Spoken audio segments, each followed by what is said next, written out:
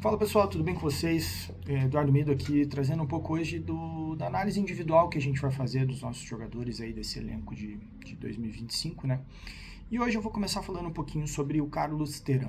Tá? Foi uma das contratações que o Atlético trouxe aí na metade do ano para fortalecer o elenco, né? Principalmente ali o setor defensivo, que era um dos principais problemas do clube aí, né?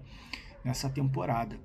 Ele que veio do Chicago, né, da MLS, talvez um pouquinho até de certa desconfiança pelo mercado que vinha, até pelo um ano que teve com bastante lesões, né, mas eu acho que de uma maneira geral foi uma baita contratação do Atlético.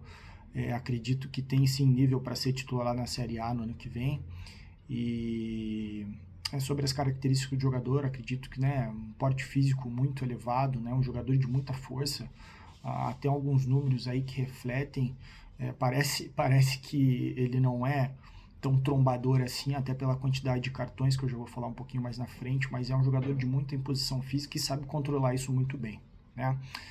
Para trazer um pouco, queria trazer os números dele aí nessa temporada com o Atlético, né? Foram 11 jogos, 9 vitórias, um empate e apenas uma derrota, né? Essa derrota que aconteceu na Copa do Brasil contra o Corinthians. Então, ou seja, se a gente pegar ali o cenário só de Série B do Carlos Teran, ele teve 9 vitórias, um empate, ele passou invicto, né? Nessa campanha do Atlético na Série B desde que ele entrou. Um aproveitamento de 93,3%. Se a gente analisar só os números, realmente é uma quantidade muito elevada, né? Foram só 6 gols sofridos, né, nesse período todo, incluindo os 2 jogos da Copa do Brasil, né, os 2 gols sofridos, né, contra o Corinthians no jogo de volta em Itaquera, na Copa do Brasil. E se a gente pegar os outros 4 gols da Série B, que ele faz parte, o gol do Novo Horizontino já tinha saído quando ele entra em campo, né? Contra o Botafogo ele faz o pênalti, então acredito que é o único gol aqui com participação direta. De erro dele aqui, né, um caso de um pênalti, então ainda poderia ter ocorrido do zagueiro, do atacante ao errar o pênalti, né? Contra o Avaí foi aquela jogada de escanteio que a gente toma o gol do Avaí, né, um gol assim, um erro coletivo geral, mas que ele estava dentro da área, então acredito que não dá para contabilizar uma falha dele, né? E contra a Ferroviária, né, que foi aquela espanada do Santos. Então, assim, mesmo a gente pegando os 6 clean sheets dele em comparação com esses outros jogos,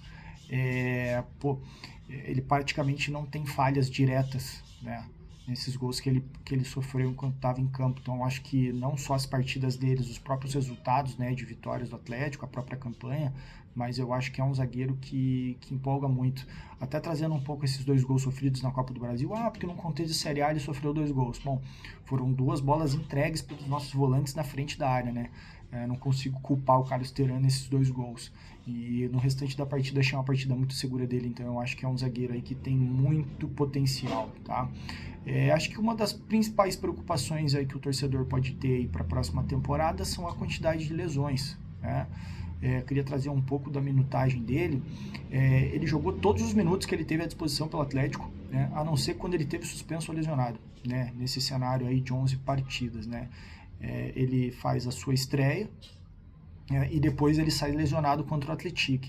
Então, e todas as outras partidas, né, e também tem a expulsão fora do tempo normal, né, contra o Avaí, que ele fica fora do jogo contra o Curitiba, né? Mas todos os outros jogos dá disposição jogando 90 minutos. Então, assim, jogador de um porte físico, uma imposição física muito boa, né?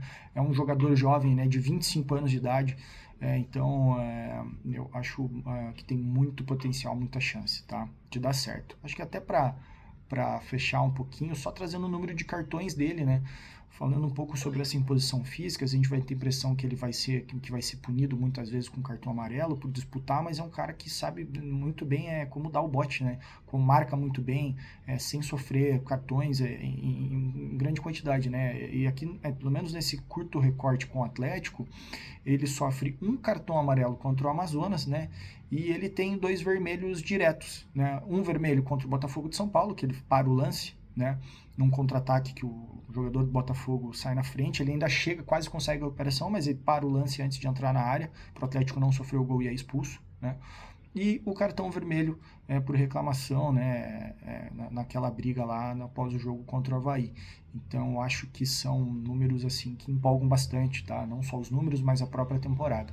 fica, né, a única preocupação, a questão das lesões, né, que ele sofreu muito lá em Chicago, mas acredito que, se bem cuidado, bem observado, o Atlético tem sempre um trabalho aí de cuidar bem, né, dos seus jogadores, tentar antecipar esse tipo de lesão, né, para que elas não ocorram. Então acho que tem muita chance de dar certo aí o Carlos Terán numa Série A em 2026, beleza? Gente, deixa o comentário de vocês aí do que vocês acharam do vídeo, o que vocês acharam do Carlos Terán, né, nesse recorte aí dele com o Atlético aí nessa reta final de 2025, o que você espera dele para 2026. Não esquece de deixar o like no vídeo aí pra gente, beleza? Valeu, tamo junto, abraço.